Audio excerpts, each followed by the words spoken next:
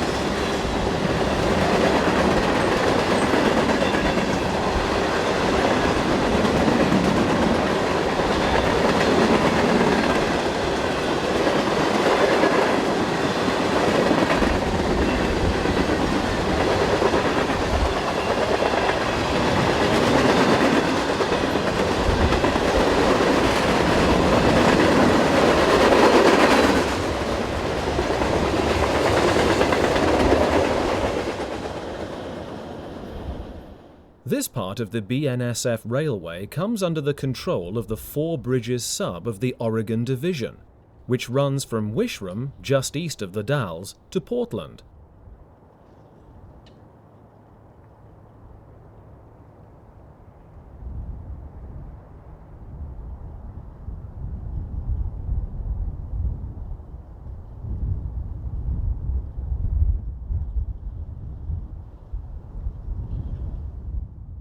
Container trains make up the largest proportion of freight moved along the two railroads that run alongside the river. Rolling west towards Horse Thief Lake is this intermodal train with numbers 4671 and 4309 in charge. This part of the river is known as the Columbia Gorge and stretches for a distance of around 80 miles east of Portland to Wishram. The gorge can be traced back to around 17 million years ago, but it was in the last ice age that the river cut deep into the Cascade Range, exposing today's volcanic rock cliffs.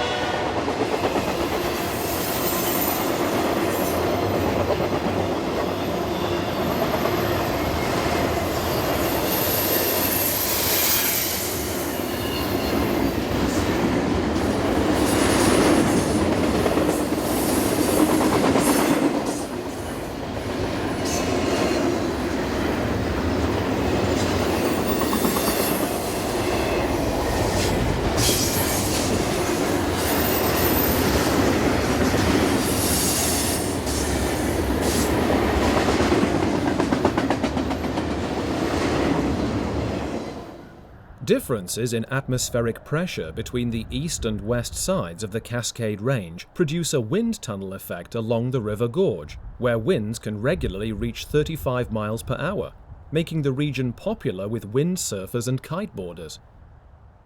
Viewed from the south side of the river is this westbound BNSF manifest, headed by a trio of General Electric -9 CWs. In 1905, it was announced that a new line running along the northern bank of the river was to be built to Portland. It was to be called the Portland and Seattle Railroad. This was later changed to the Spokane, Portland and Seattle, which was jointly owned by the Northern Pacific and Great Northern Railroads. Construction began in September 1907 and was completed on March 11, 1908. Today, this is the route of the BNSF Railway.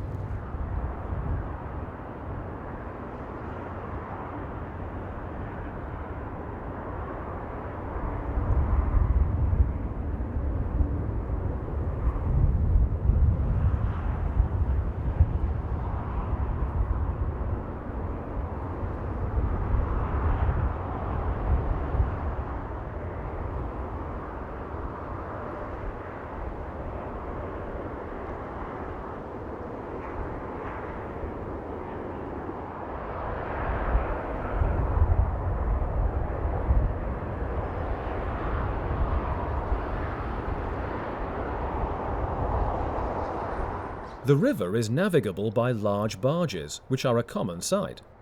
They can make their way upriver as far as Lewiston, Idaho, which is the limit for such vessels.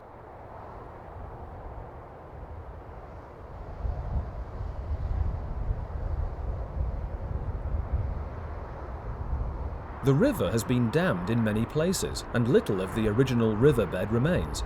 Instead, a series of lakes link up along its course, producing huge amounts of hydroelectricity for the many large industries that have built up alongside the river. As a result of volcanic activity and the man-made dams, the river is between 400 and 800 feet deep at several locations, and in parts can be over 1,000 feet to the bottom. Once again, filmed from the south side of the river, is this eastbound manifest heading along the BNSF line towards Wishram. It is difficult to say exactly how many freight trains you can see here each day. Sometimes a few hours can go by with just 1 or 2 trains seen, whilst at other times 3 or 4 trains each hour pass by on the 2 routes. A lot depends on the time of day, the day of the week, and the traffic demands at that particular period of time.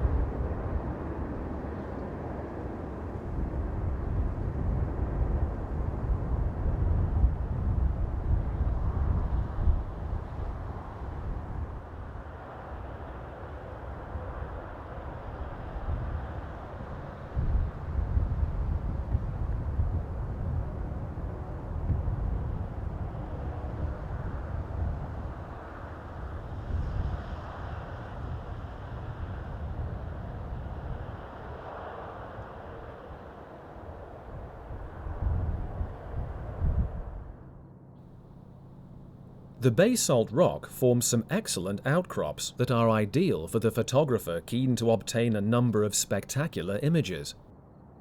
Heading another eastbound manifest is this pair of Dash 9s.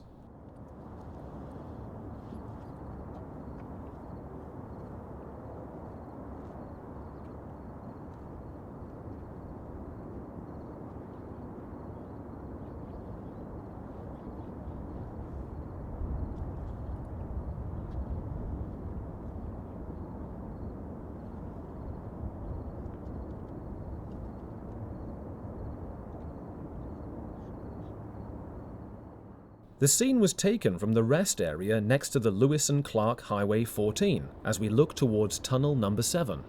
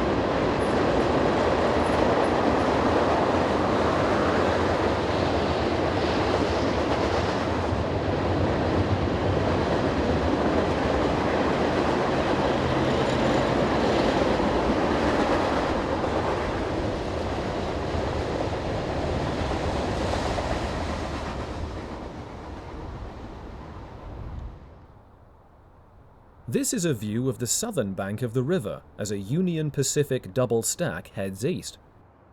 In the foreground is Memaloose Island, also once known as Sepulchre Island, which was used by Indians as a burial ground. Memaloose is Chinook Indian language for land of the dead. The obelisk on the island marks the grave of Victor Trevitt, the only white man to be buried there. Trevitt, who was once married to an Indian woman, claimed the only way he would get into heaven was to sneak in with the Indians.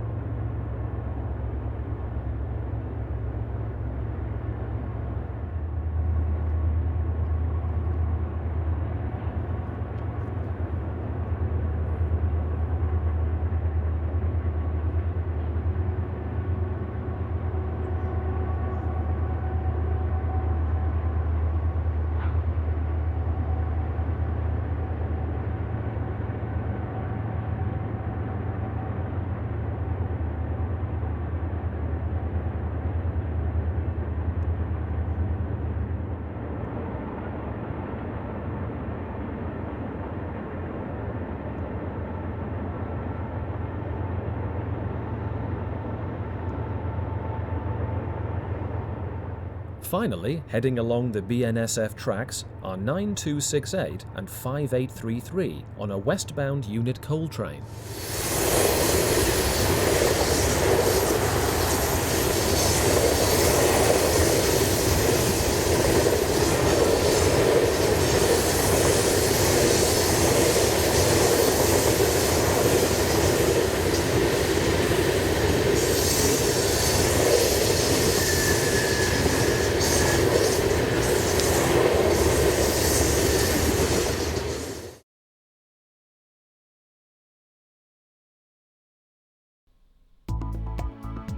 In our next section, we continue with the railroads to be found in the central part of the Columbia River Gorge. This time we head east, from Hood River to Columbia Hills State Park, occasionally revisiting some of the locations seen in our previous section. We begin at Hood River and the Mount Hood Railroad, which is a short lines railway that operates south of the city for 21 miles to Parkdale.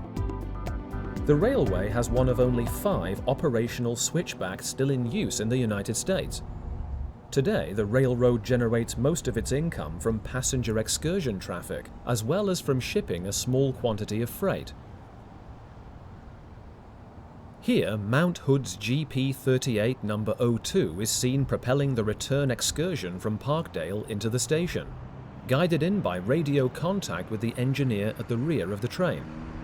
Leading is former Atchison, Topeka and Santa Fe Railroad's full-length dome car, acquired by the line in 2008, and originally built by the Budd Company in 1954.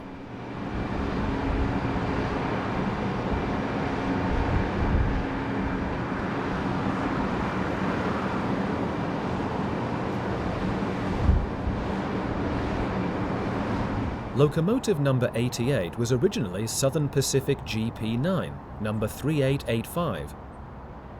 The railroad has 2 other locomotives, another Jeep 9 and a GP38-2. Number 2 switches out freight cars attached to the passenger excursion, as Union Pacific's number 5477 and number 4948 storm by on the main with an eastbound manifest.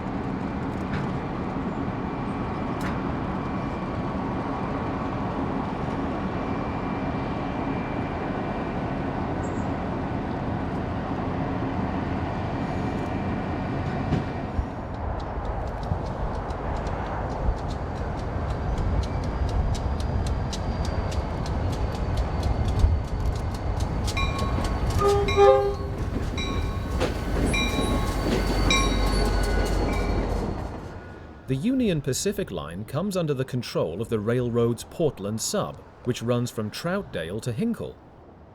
Here, seen passing just to the east of Hood River and filmed from the Button Bridge Road, are numbers 8413 and 9738 on point, with DPU 7672 on the rear.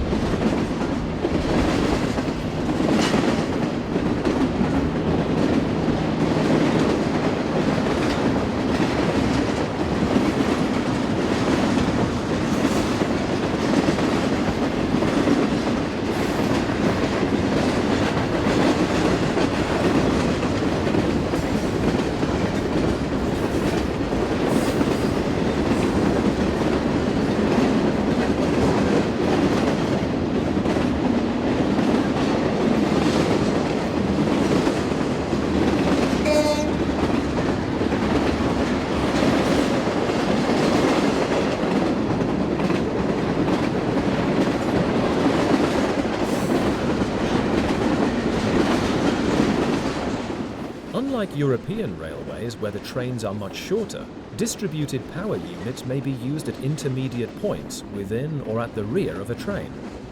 These are remotely controlled from the lead locomotive to provide more balanced power application throughout the consist.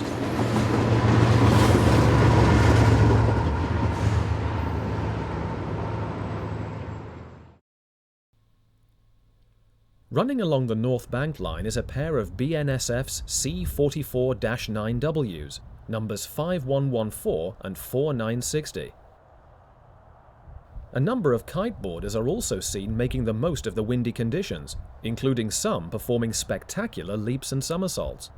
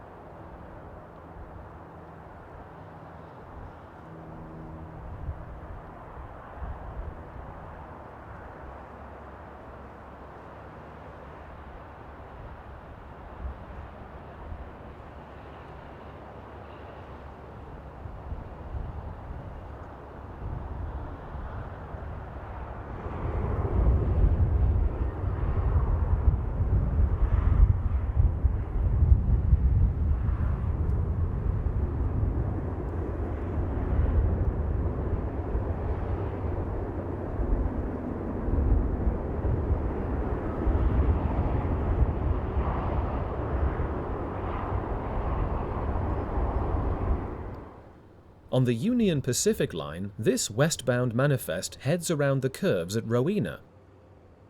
Numbers 8173 and 4026 are the DPUs at the rear of the train.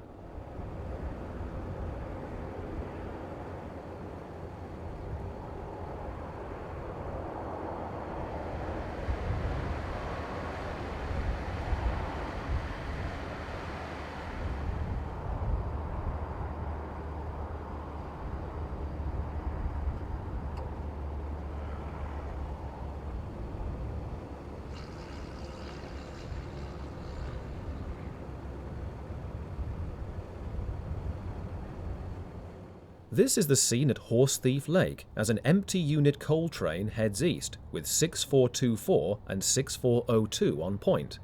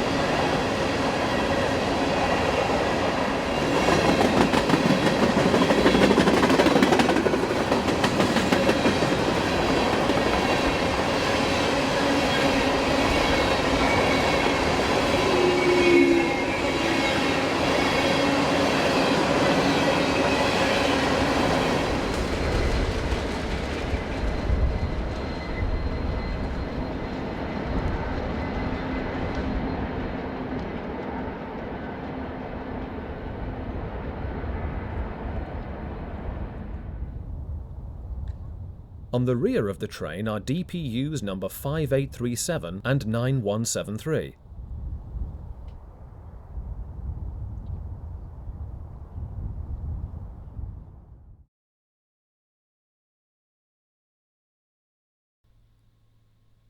In this section, we look at the route east of the Columbia Hills State Park, past Wishram and onwards to Roosevelt.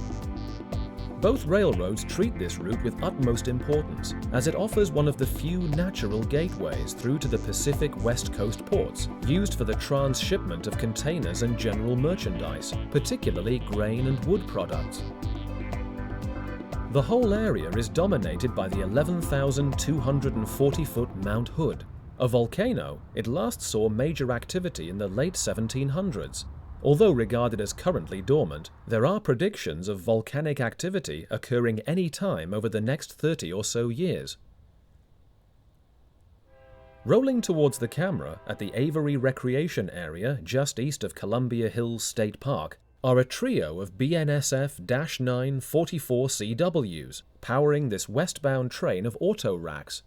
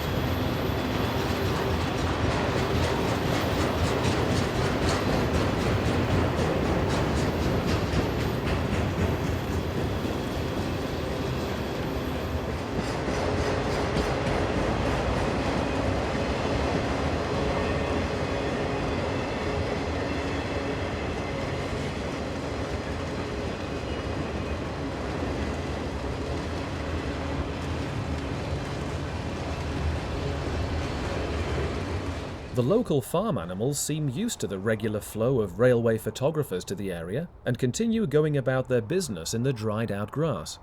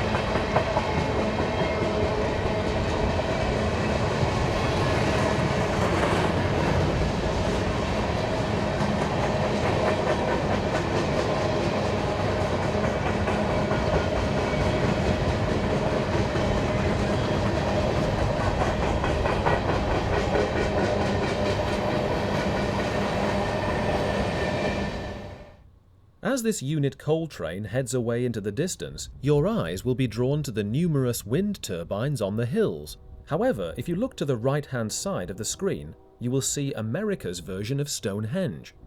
Located at Maryhill, it is a full-sized replica of the original on Salisbury Plain in England. It was commissioned in the early 20th century by businessman Samuel Hill and was dedicated on July 4, 1918, as a memorial to all those who lost their lives in World War I.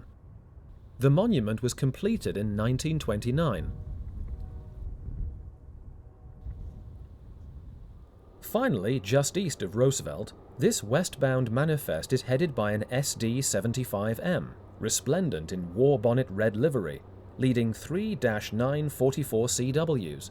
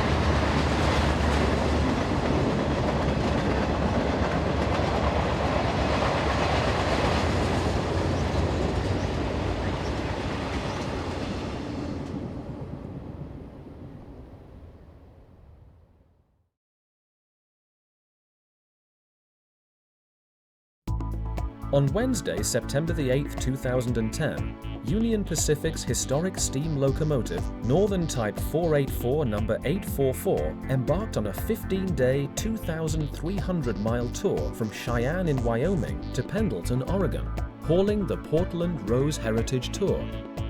We followed the train from Huntingdon, Oregon to The Dalles. In our first section, we view the train during its morning stopover at Huntingdon, then onwards through to the curves at Oxman Summit.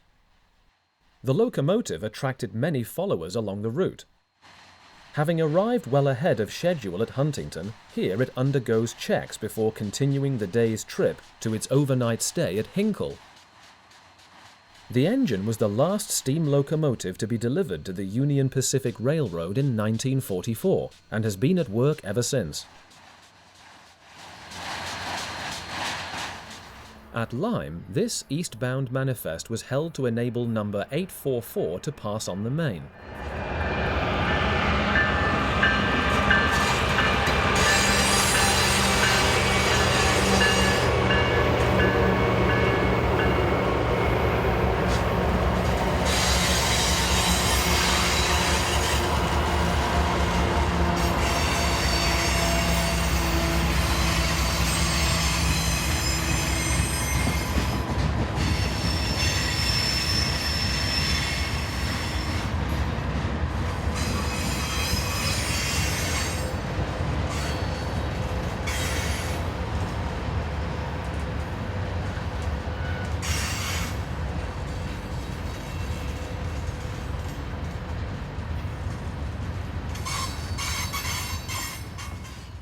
The locomotive is one of 10 originally delivered to haul express passenger trains, such as the Overland Limited, the Los Angeles Limited, and the Pendleton Rose. The latter it was reenacting on this trip. The three-state tour to the northwest was to celebrate Union Pacific's role in the building of the western United States.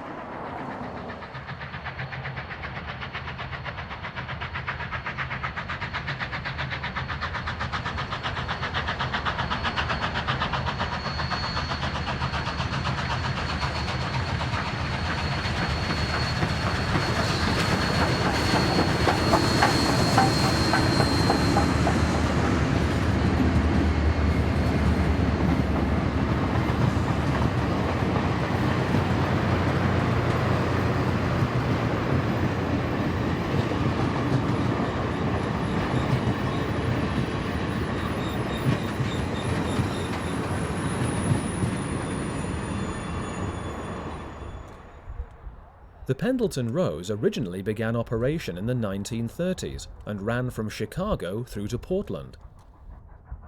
Known for its unrivaled elegance, the Portland Rose had its own china plate pattern and specially decorated club observation car called the Portland Club. This car featured a radio, soda fountain, maid service, hairdresser, barber, valet, and bath.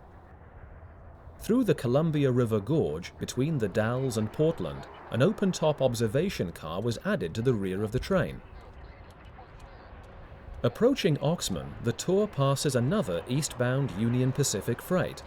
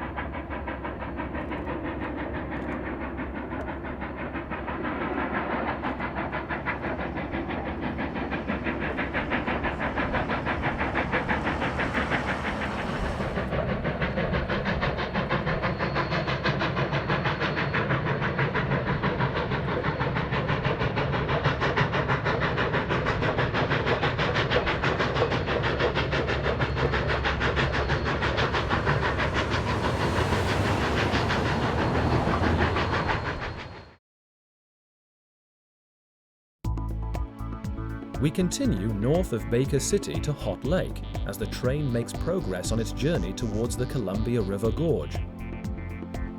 On the right of the picture, the dust storm is kicked up by the convoy of vehicles carrying rail fans, rushing to get ahead of the train for their next photograph. Note the superb examples of telegraph poles still in place next to the tracks here.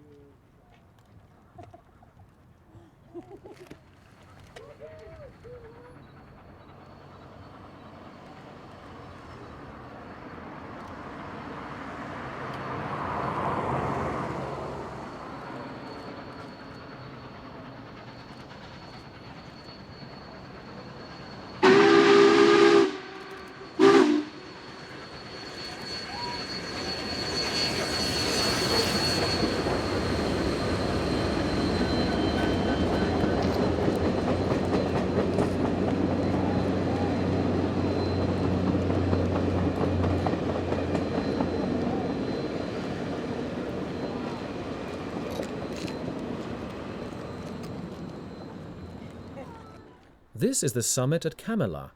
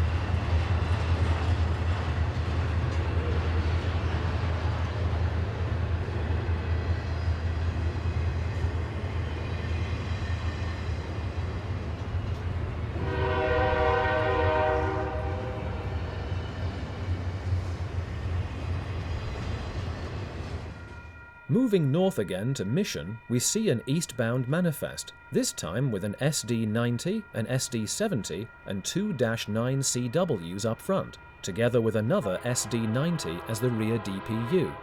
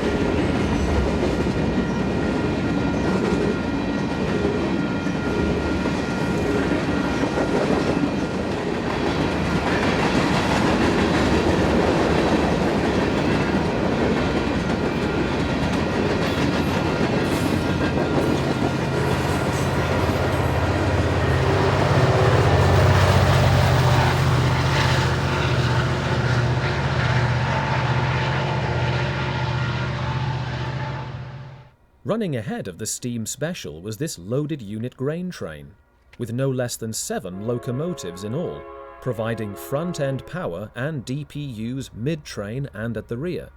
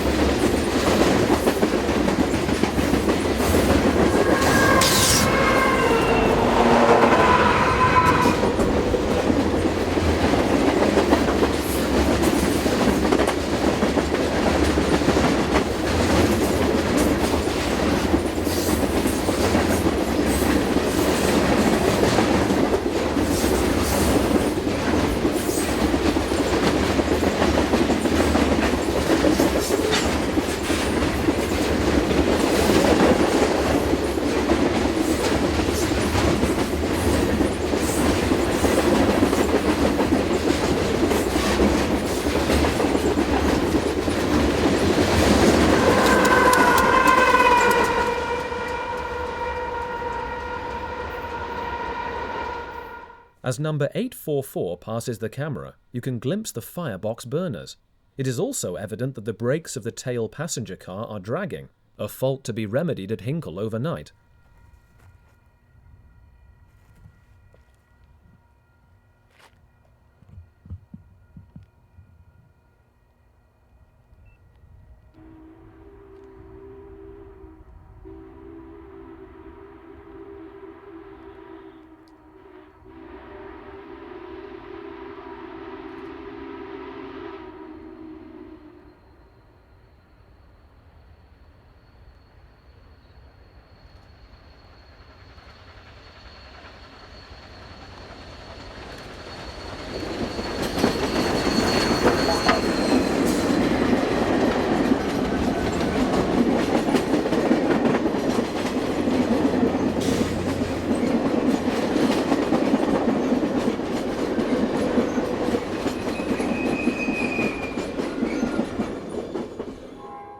Finally, we are at Echo, as the evening sun catches another manifest heading east.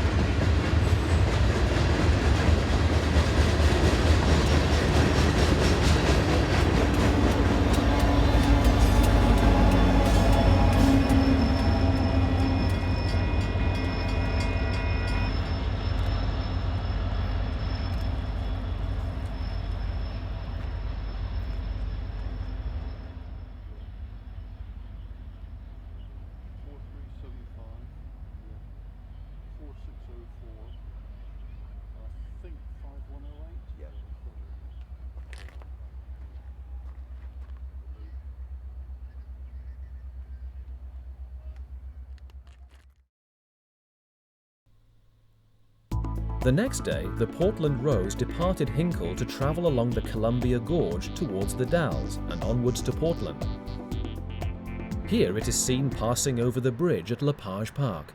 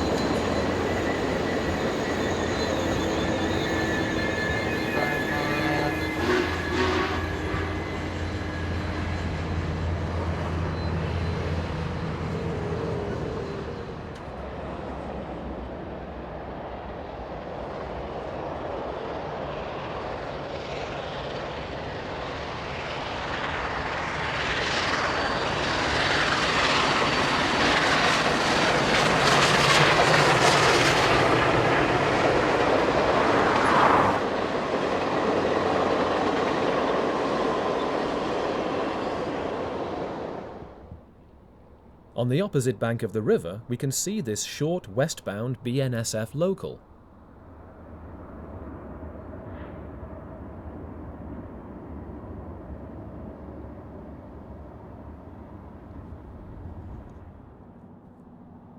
Our final scene of number 844 shows it crossing the causeway that separates McClure Lake on the right-hand side from the Columbia River.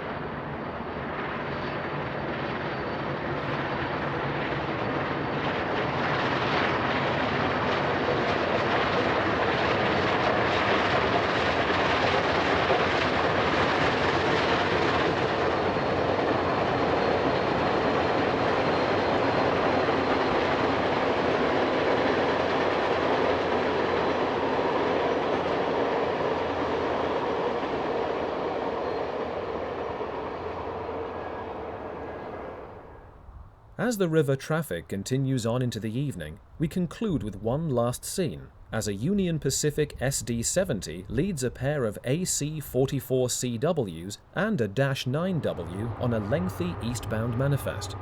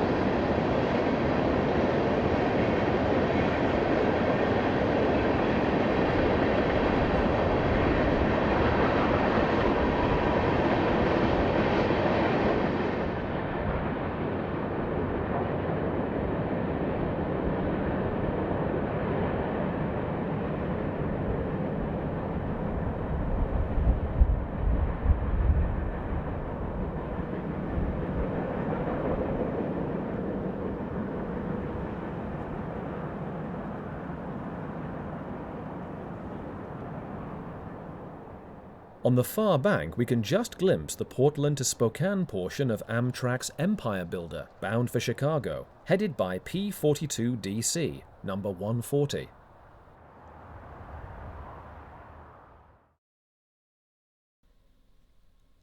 Our last act in this program is to offer a taste of things to come, as we sample 4 double-stack container trains filmed at locations that will feature in the next 2 issues of American Railway. These programs will explore various railroads to be found to the north in Washington and Idaho, and in northwest Montana. We are close to the Kootenai Falls in the state of Montana, as this eastbound train travels alongside the river.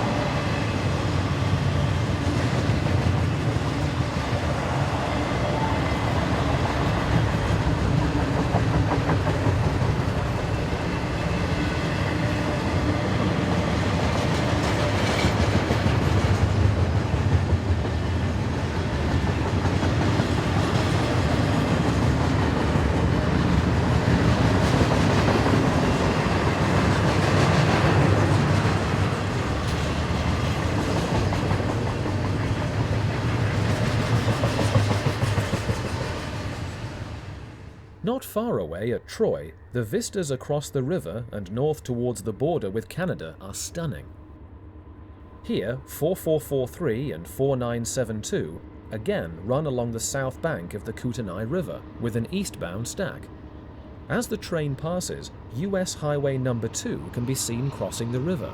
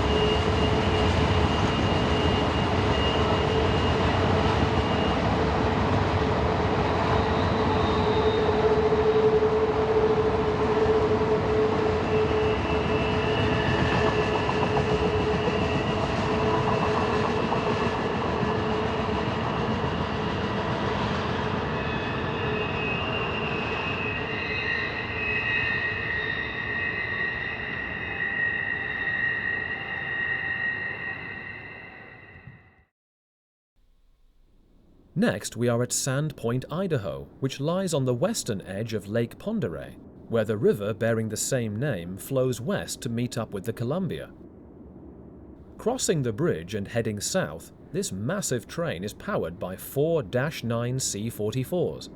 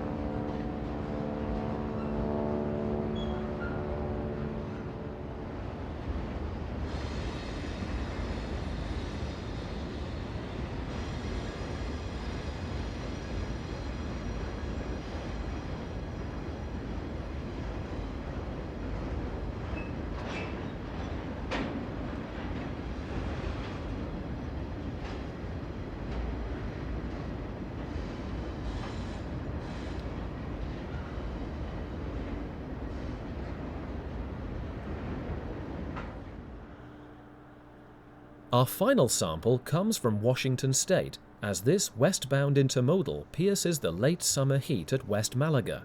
The date is September the 29th, 2010.